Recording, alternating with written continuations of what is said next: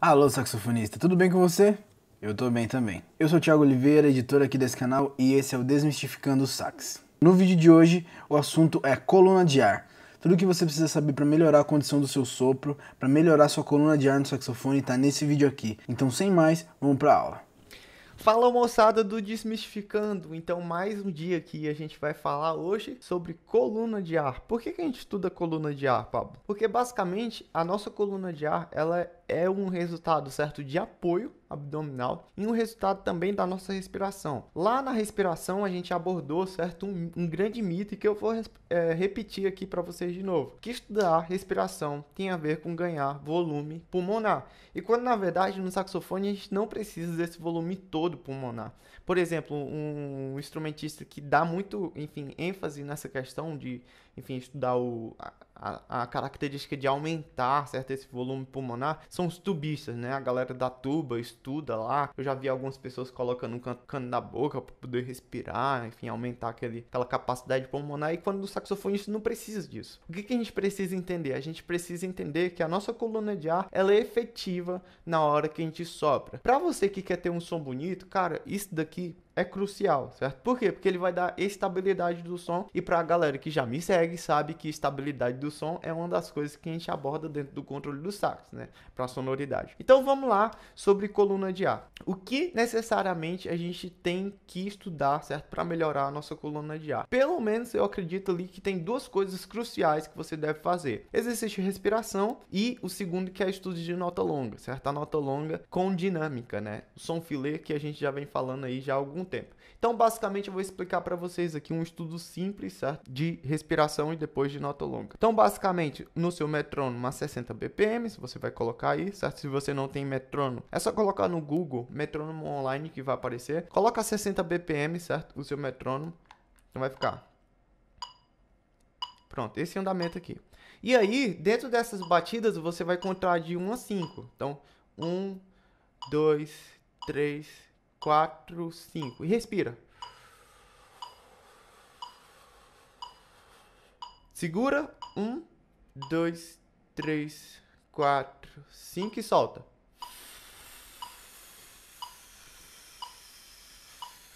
Certo? Notem que aqui o meu foco não é em quê? Em aumentar a capacidade pulmonar. Eu nem estou fazendo esforço, certo? O meu foco é entender a minha coluna de ar. De que maneira? Entender o apoio abdominal através da minha coluna de ar, certo? O apoio abdominal, para quem já, enfim, já fez esse exercício, que é muito famoso, que é colocar o livro na barriga enquanto está deitado, o apoio abdominal é basicamente você conseguir sustentar o livro alto, certo? Com a sua barriga, né, de maneira expandida. Essa maneira expandida da sua barriga é que vai te dar apoio para sua coluna de ar sair de uma maneira, certo? Realmente estável, que não tenha nenhuma variação no seu sopro. E isso vai trazer uma qualidade, certo? Sonora para o seu saxofone. Então, basicamente, quando a gente estuda a coluna de ar, a gente tem que dar foco nisso. A ênfase aqui é na estabilidade do nosso sopro, certo? A maneira que o sopro ele sai.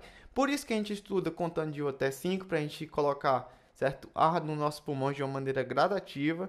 A gente segura para a gente ter essa sensação de, enfim, do estar, né, com o ar nos pulmões. E a gente sopra de maneira o quê? Gradativa também, com a maneira frequente da nossa coluna de ar. Certo? Claro que na respiração a gente não vai respirar assim tocando, pessoal. Isso aqui é só uma maneira de você ensinar para o seu organismo como que ele deve agir, certo? Dentro, por exemplo, de uma respiração contínua, né? Então, para ensinar para o seu organismo, a gente respira tanto contando esses tempos, como também soltando. Você pode fazer esse exercício, pessoal, de 5 tempos, de 6 tempos, de 7 tempos, 8 tempos, 9 tempos, 10 tempos e por aí vai, certo? Eu acredito que até 12 tempos ali é legal fazer. E aí, depois disso, certo? O que você precisa entender é que quanto menor a contagem, maior a quantidade de ar que entra e que sai, certo? E quanto maior a contagem, menor a quantidade de ar que entra e menor a quantidade de ar que sai. Por que isso acontece?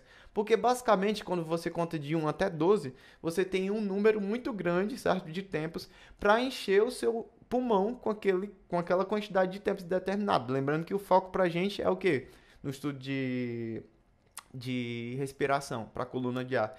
É a forma gradativa que a gente pega o nosso ar. Então, a frequência é muito importante. Então, se eu conto de 1 até 12, eu vou ter mais tempo para pegar ar. Consequentemente, eu tenho que pegar menos ar para conseguir sustentar os 12 tempos. Do mesmo jeito, soprando o ar que está dentro dos meus pulmões. Se eu sopro tudo nos primeiros 3 tempos, ali eu não vou ter tempo, mais ar para sustentar os 12 tempos. Então, o cálculo é isso que a gente tem que fazer dentro do nosso organismo. Fazer um cálculo para a gente conseguir do 1 até o 10º, certo? Soprar com a mesma quantidade de ar. E aí a gente tem o quê? Estabilidade no nosso sopro, na nossa coluna de ar. E, consequentemente, a gente tem que pensar, para isso dar certo, no apoio abdominal. Deixar a nossa barriga aqui expandida, certo? Enquanto a gente sopra. Fixa, certo? De maneira que a gente consiga apoiar o nosso diafragma para que ele gradativamente vá soltando o nosso ar para fora, né? Lembrando que toda a condição da musculatura da embocadura é necessário na hora que a gente está fazendo isso no instrumento. Beleza, Pablo, entendi já, certo? E como que a gente faz então no saxofone? No saxofone é estudo de nota longa com dinâmica. Você vai pegar uma nota longa, certo? Uma nota, por exemplo, no grave, no médio ou no agudo, e você vai tocar ela forte e gradativamente você vai diminuindo, certo? Ali a dinâmica, e aí você vai focar na mesma coisa, no mesmo sistema do estudo de respiração, você vai focar no apoio abdominal. Eu vou pegar aqui uma nota médio, um ré médio, tá? Para fazer, certo, com vocês aqui, um exemplo desse estudo. Você pode fazer isso nas notas graves, médias e agudas do seu saxofone. Então, basicamente, ficaria isso aqui. Metrônomo a 60 bpm, só para a gente ter uma noção de quanto tempo a gente vai ficar.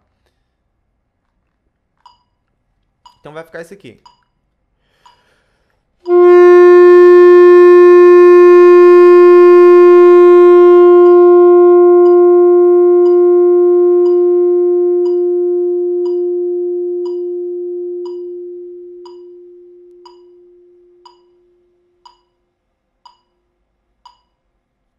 E aí eu vou até o quê? Eu vou até o nada, certo? Nesse estudo.